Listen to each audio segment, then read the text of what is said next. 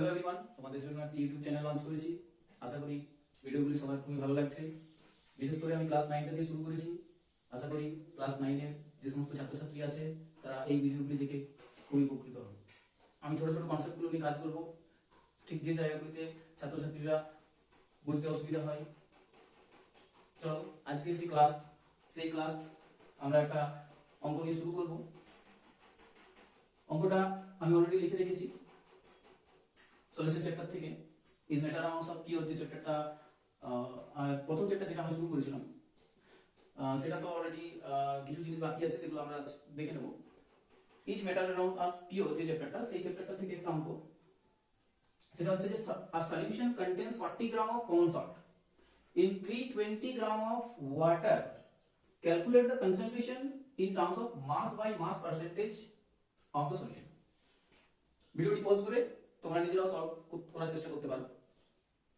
দেখা যাক অঙ্কটা পড়ে কি বুঝলাম। অঙ্কটা পড়ে আমরা বুঝলাম যে এইখানে কনসেন্ট্রেশন বের করতে বলেছে। মাস পার্সেন্টেজ মানে কনসেন্ট্রেশন। তাহলে কনসেন্ট্রেশন বের করানোর যে ফর্মুলা আমরা জানি সেটা ইউজ করব। তো মাস পার্সেন্টেজের যে ফর্মুলাটা সেটা ছিল কি না, mass of the solute divided by mass of solution into 100, right? তো এটা ছিল আমাদের মাস পার মাস পার্সেন্টেজ। তো কিভাবে বুঝবো না অঙ্কটা পড়ে ঠিক কোন কোন ডাটাগুলো পিক করব পড়ে দিয়ে ভালো হবে। আর solution contains 40 gram of common salt, তাহলে এই যে এই ধরনের যে সলিউশনের অঙ্কগুলো সেইগুলোতে আমাদেরকে ক্লিয়ার রাখতে হবে যে কোন সলিউট কোনটা প্রথমত সেটা জানতে হবে। তাহলে এই যে কমন সল্ট এটা এখান থেকে সলিউট, এবং সেই সলিউটটা ঠিক কতটা গ্রাম দেওয়া আছে সেটা কিন্তু এখানে লেখা আছে। তাহলে আমরা এই যে এইটুকু প্রথম লাইনটা থেকে আমরা যেটা আমি পিক করব এখান থেকে, সেটা হচ্ছে mass of solute. Mass of solute কত হলো? 40 gram. Mass of solute 40 gram, right? এরপরে আমি কি দেখব না, মাস অফ সলভেন্ট। একটা সলিউশন কিভাবে তৈরি হয়? সলিউট থাকে আর সলভেন্ট থাকে, রাইট? তাহলে আমরা এখান থেকে সলভেন্টটা দেখে নেব যে সলভেন্টটার মাস কত। মাস অফ সলভেন্ট। স্টুডেন্টস, সলভেন্ট কি করে বুঝবো যে কোনটা সলভেন্ট? তো ডেফিনেটলি এখানে ওয়াটার লেখা আছে, যেটা ওয়াটারটা সলভেন্ট হবে। Common salt solute, water solvent, right? তো এখানে কত গ্রাম? 320 গ্রাম। তাহলে আমি লিখে নিচ্ছি এখানে মাস অফ সলভেন্ট কত? 320 গ্রাম। আচ্ছা, এবার কি দরকার? এই যে আমাদের যে ফর্মুলাটা আছে সেই ফর্মুলাটা কি আছে এখানে? সলিউশন। এবার আমরা জানি যে একটা সলিউশন কিভাবে তৈরি হয়, mass of solute and solvent কে মিক্স করলে সলিউশন পাওয়া যায়। এবং এখানে আমরা মাসটা কিভাবে পাবো সলিউশনের? তো ডেফিনেটলি আমরা বলবো যে mass of solution that will be equals to 40 gram plus 320 gram, that means 360, right? 360। আচ্ছা, এবারে আমরা পেয়ে গেছি যে কোন কোন ডাটাগুলো আমাদের কাছে দরকার, যে 40 gram mass of solute and 360 gram mass of solution, right? তাহলে এবারে এখান থেকে আমরা সলভ করে নিই অঙ্কটা। এই দিকটাতে আমি করছি, মাস বাই মাস লিখছি। আচ্ছা, এখানে করি মাস বাই মাস সমান মাস অফ সলিউট কত? 40 ডিভাইডেড বাই 8 নিব 360, 329 ইনটু 360 ইনটু 100%, রাইট? তো এই জায়গাটাতে যদি আমরা সলভ করি তাহলে কত হচ্ছে? 4 ডিভাইড 4 বাই 9 মানে 1 বাই 9 ইনটু 100, आंसर কত আসছে? 100 বাই 9 মানে 11.1%।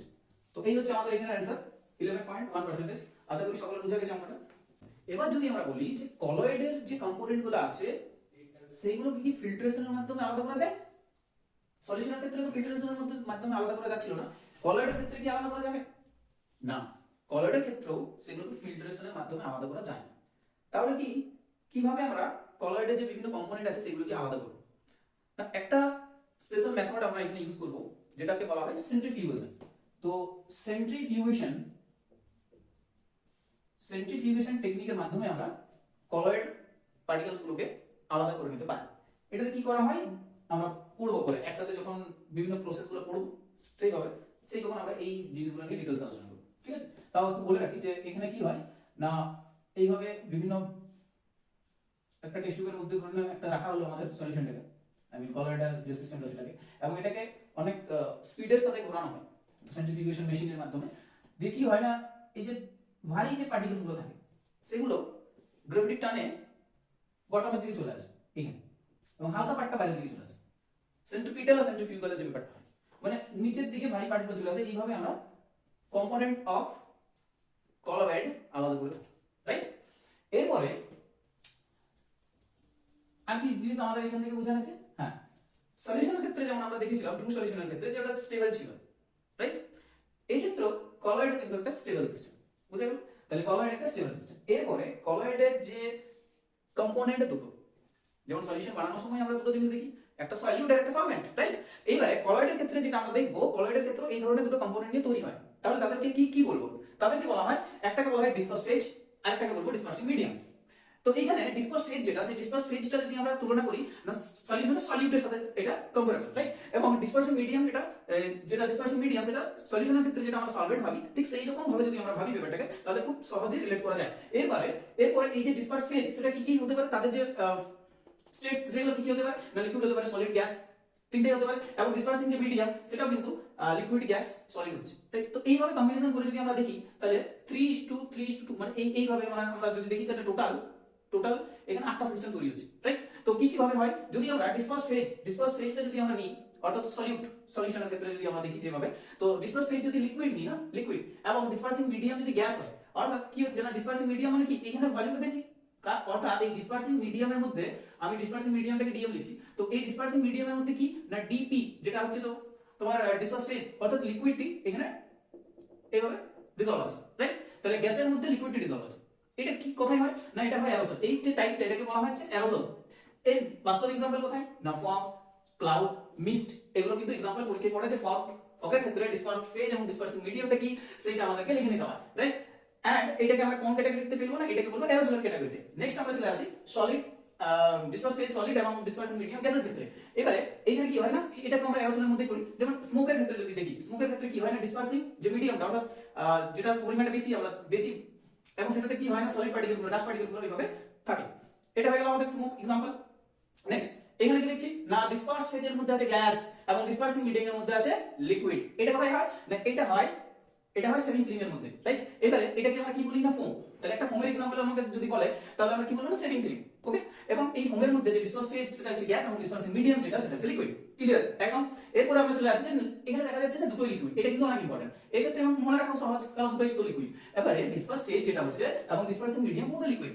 এবার কি এখানে এটাকে যে বলা হয় সেটা হচ্ছে ইমালশন।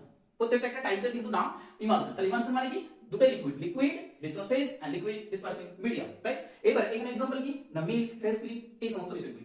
এখানে দুটো টাইপ আমরা পড়ব, well in water, water in well, অর্থাৎ জলের মধ্যে যদি আমরা তেল দিই, সেটাও কিন্তু ইমালশন, কারণ জল আর তেল দুটোই হচ্ছে লিকুইড। এবারে যদি liquid in water, water in liquid, অর্থাৎ একটাতে বেশি জল দেব, কম তেল, আর একটাতে অনেক তেল, সেই তার মধ্যে একটু জল দেব। তো এইভাবে দুটো সিস্টেম আমরা লিকুইডের তৈরি করতে পারি।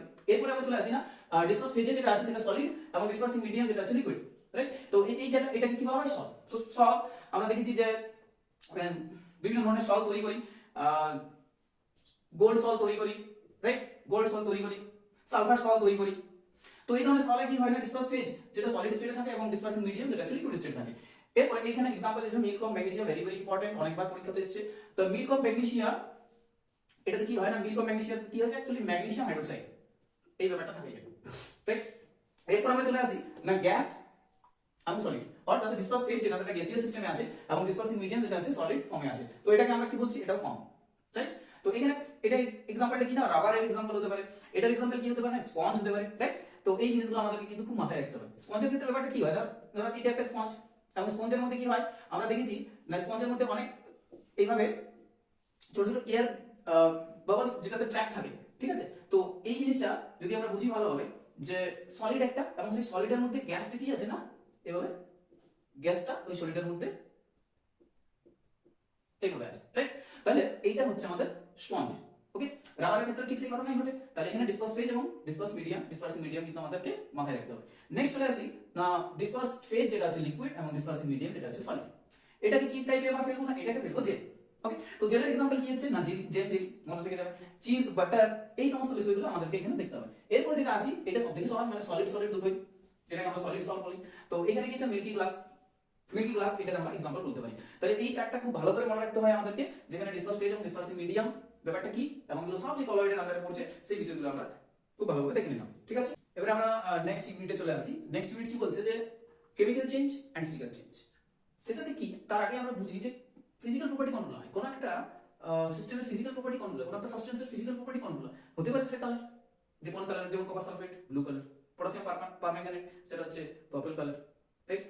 তো এই যে একটা কালার, নেক্সট হচ্ছে হার্ডনেস, সেটা একটা physical properties. Rigidity, fluidity, density, melting point, boiling point, এই যে ব্যাপারগুলো আছে সেগুলো সব ফিজিক্যাল প্রপার্টির মধ্যে পড়ে। ওকে, কারণ এই যে ব্যাপারগুলো যখন কোন একটা সিস্টেমের মধ্যে আমি অ্যাপ্লাই করি, তো ওর কিন্তু কেমিক্যাল কম্পোজিশন কোনো চেঞ্জ হয় না, অর্থাৎ নতুন যে কোনো প্রোডাক্ট তৈরি হচ্ছে সেই বিষয়গুলো কিন্তু সেখানে হয় না। যেমন আমি যদি আইসকে ওয়াটারে কনভার্ট করি বাই অ্যাপ্লাইং হিট, সেই ক্ষেত্রে কিন্তু আইসের যে কেমিক্যাল ফর্মুলা, ওয়াটারের কিন্তু সেই কেমিক্যাল ফর্মুলা একই।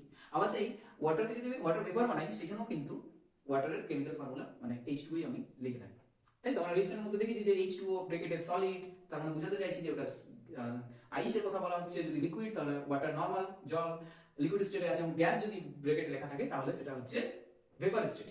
তাহলে ফিজিক্যাল চেঞ্জ কোনগুলো? না, ফিজিক্যাল চেঞ্জ বলবো যে যেখানে নো কেমিক্যাল কম্পোজিশন চেঞ্জ, কোনো কেমিক্যাল কম্পোজিশন হচ্ছে না, কোনো কেমিক্যাল রিঅ্যাকশন হচ্ছে না, তাই তো? ইন্টারনালি যা আছে তারা তাই তাই থাকছে। এরপরে যদি এইরকম ঘটনা ঘটে যে আমি কোনো সাবস্টেন্স নিয়ে সেটাকে বার্ন করলাম, সেটাকে আমি বার্ন করলাম, তাহলে বার্ন করার পর কিন্তু তার মধ্যে পুরো কেমিক্যাল কম্পোজিশনটা চেঞ্জ হয়েছে। কিরকম? ধরা যাক আমি কোনো একটা মিথেনকে নিয়ে যদি, মিথেন CH4, সেটাকে নিয়ে যদি আমি অক্সিজেনের প্রেজেন্সে বার্ন করি, তাহলে কি তৈরি হবে না? CO2 plus H2, CO2 plus H2। তাহলে এই যে মিথেন, এই যে রিঅ্যাকট্যান্টের যা, এই যে মিথেনের যে ক্যারেক্টারিস্টিক ছিল এখানে, মিথেনের যা কম্পোজিশন ছিল এখানে, এই যে প্রোডাক্টগুলোর মধ্যে যদি আমরা দেখি, অর্থাৎ CO2 যদি দেখি, তাহলে এটা কিন্তু ভিন্ন ধরনের, রাইট? তো এই জায়গাতে যেখানে কেমিক্যাল কম্পোজিশন চেঞ্জ হচ্ছে, সেই ধরনের যে চেঞ্জগুলো সেগুলোকে আমরা বলি কেমিক্যাল চেঞ্জ, বা আমরা সেগুলোকে বলে থাকি কেমিক্যাল রিঅ্যাকশন। ওকে, তাহলে এইখানে আরো কয়েকটা এক্সাম্পল আমরা বলতে পারি যে বার্নিং হচ্ছে, দেন আমি যদি কোনো ডিসপ্লেসমেন্ট রিঅ্যাকশন করাই, যেমন Fe plus copper sulphate, Fe plus copper sulphate, এখানে কি হচ্ছে না আয়রন সালফেট তৈরি হচ্ছে প্লাস কপার। তো এই যে বিষয়গুলো, এগুলো প্রত্যেকটাতেই নতুন নতুন প্রোডাক্ট, নতুন ধর্মের প্রোডাক্ট তৈরি হচ্ছে, সুতরাং এটা হচ্ছে কেমিক্যাল চেঞ্জ, রাইট? এরপরে যদি আমরা একটা স্পেশাল কেস দেখি, বার্নিং অফ ক্যান্ডেল, সেইখানে কিন্তু দুটো চেঞ্জই হয়, ফিজিক্যাল চেঞ্জও হয় আবার কেমিক্যাল চেঞ্জও হয়, রাইট?